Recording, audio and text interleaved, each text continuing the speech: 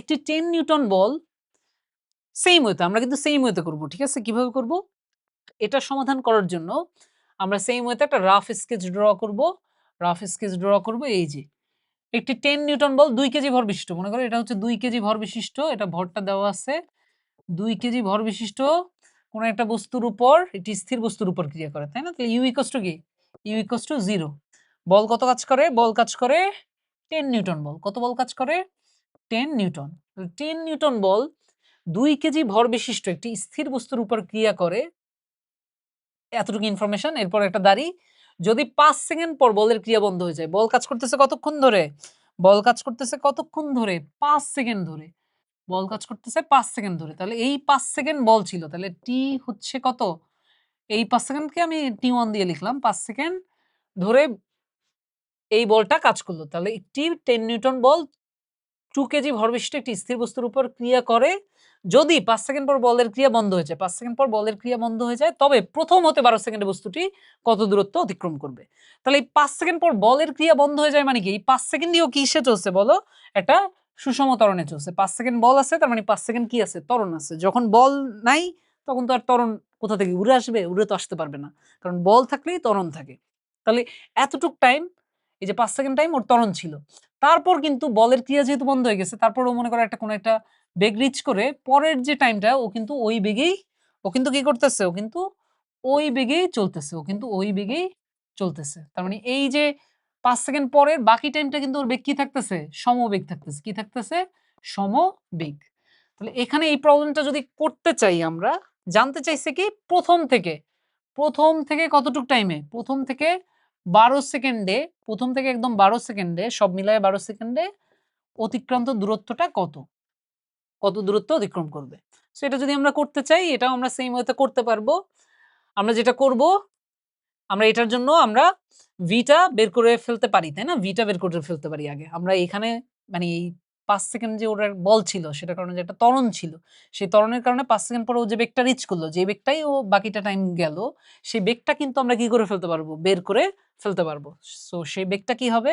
সেই বেগটা হবে, আমরা জানি কি v equals to u plus at। এখানে ইউটা কত? 0 স্থির ছিল। তাহলে ওটা লিখলাম না, এটি এ। আর আচ্ছা, আমরা এ ও জানি না, ভি ও জানি না, তাই না? এটা একটা প্রবলেম। আমরা কি জানি? প্রথম কেসের জন্য আমরা জানি টাইমটা জানি। আমরা প্রথম কেসের জন্য কি জানি? আমরা প্রথম কেসের জন্য কি জানি? প্রথম কেসের জন্য মানে প্রথম কেস বলতে আমি এতটুক।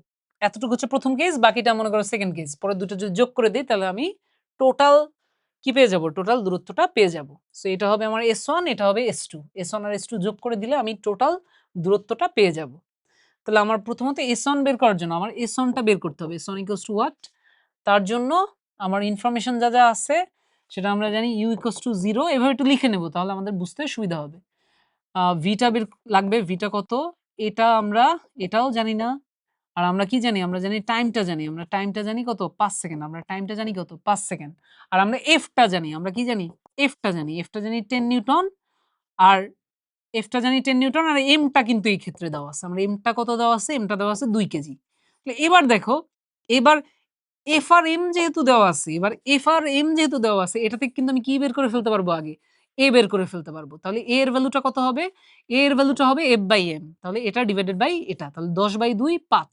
তাহলে এর ভ্যালু হবে 5 metre per second squared. So এর ভ্যালু যদি 5 মিটার পার সেকেন্ড স্কয়ারড হয়, 5 মিটার পার সেকেন্ড স্কয়ারড হয়, তাহলে v ইকুয়ালস টু কি হবে? মানে এই 5 মিটার পার সেকেন্ড স্কয়ার ত্বরণ নিয়ে এই 5 সেকেন্ড যাওয়ার পর ওর v টা কত হবে সেটা কিন্তু আমরা বের করে ফেলতে পারবো। সেটা কি হবে? v equals to u plus at। তাহলে u হচ্ছে 0, যেহেতু u 0 ওটা লিখলাম না, at এর জায়গায় হচ্ছে 5, আর t এর জায়গায় কত? কতক্ষণ ধরে চলছে? 5 সেকেন্ড ধরে। মানে v equals to u plus at না, u টা 0 আর at এর জায়গায় a এর ভ্যালু হচ্ছে 5 আর t এর ভ্যালু মানে t এর ভ্যালু তো এই ক্ষেত্রে কি হবে? t1 আসলে। t1 সেটা কত? সেটাও 5, 5 5 25। তাহলে 5 সেকেন্ড পর ও কত বেগ রিচ করলো? 25 মিটার পার সেকেন্ড। তাহলে 5 সেকেন্ড পর ও যে 25 মিটার পার সেকেন্ড যে বেগটা রিচ করলো, পরের এই টাইমটাতে কিন্তু ওর বেগ কি? 25ই কিন্তু থেকে যাচ্ছে। ওর বেগ কত থেকে যাচ্ছে? 25ই কিন্তু থেকে যাচ্ছে। এই থেকে এই পর্যন্ত 25ই থেকে যাচ্ছে। তাহলে এই থেকে এই পর্যন্ত এখানের যে টাইমটা, এখানের যে টাইমটা আমি যদি চিন্তা করি, এটা ছিল 5 সেকেন্ড, টোটাল টাইম 12 সেকেন্ড, তাহলে এটা কত? এটা হচ্ছে 7 সেকেন্ড। এটা হচ্ছে 7 সেকেন্ড।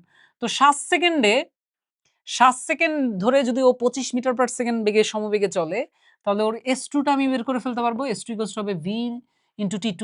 সো V হচ্ছে 25, S2 টা হবে V ইনটু T2, তাহলে V টা হচ্ছে 25 আর T2 টা কত? T2 টা হচ্ছে 7। তো 7 25 কত হয়? 7 25 কত হয়? 7 25 কত? 175 না? 7 25 175। তো 7 25 175 হলে এটা হচ্ছে 175 মিটার গেছে। 175 মিটার গেছে ও সমবেগে। তাহলে এটা হচ্ছে কিসের ভ্যালু? S2 এর ভ্যালু। এখন আমার কিসের ভ্যালু লাগবে বলো? S1 এর ভ্যালুটা লাগবে। প্রথমে ত্বরণে চলার টাইমে কতটুকু গেছে সেটা। সো S1 এর ভ্যালুটা পাওয়ার জন্য কিন্তু আমরা কি করতে পারি? S1 এর ভ্যালু পাওয়া আমাদের কোনো ব্যাপার না। কি করব? আমরা S1 টা পাওয়ার জন্য আমরা এই ফর্মুলা ইউজ করতে পারি। U plus V by 2 into U plus V by 2 into T1। তাহলে এখানে বলো, যেহেতু সম ত্বরণে চলছে, সো আমরা কি ইউজ করতে পারি? সম বা সুষম ত্বরণে চলতেছে, তাহলে এই ফর্মুলা ইউজ করতে পারি। তাহলে U প্লাস V, U যেহেতু 0 প্লাস V কত? 25, তাহলে 25 বাই 2 ইনটু T1 এর জায়গায় কত হবে? 5 সেকেন্ড ধরে। তাহলে এটা হয় কত? এটা হয় 25 5 25 125 বাই 2, 125 ভাগ 2, তাহলে এটা হয় 62.5, এটা হয় 62.5 মিটার, 62.5 মিটার। তাহলে আমি S1 টা পেলাম, S1 টা পেলাম মানে এই যে S1 টা এটা পেলাম 62.5 মিটার। এটা কত পেলাম? 62.5 মিটার।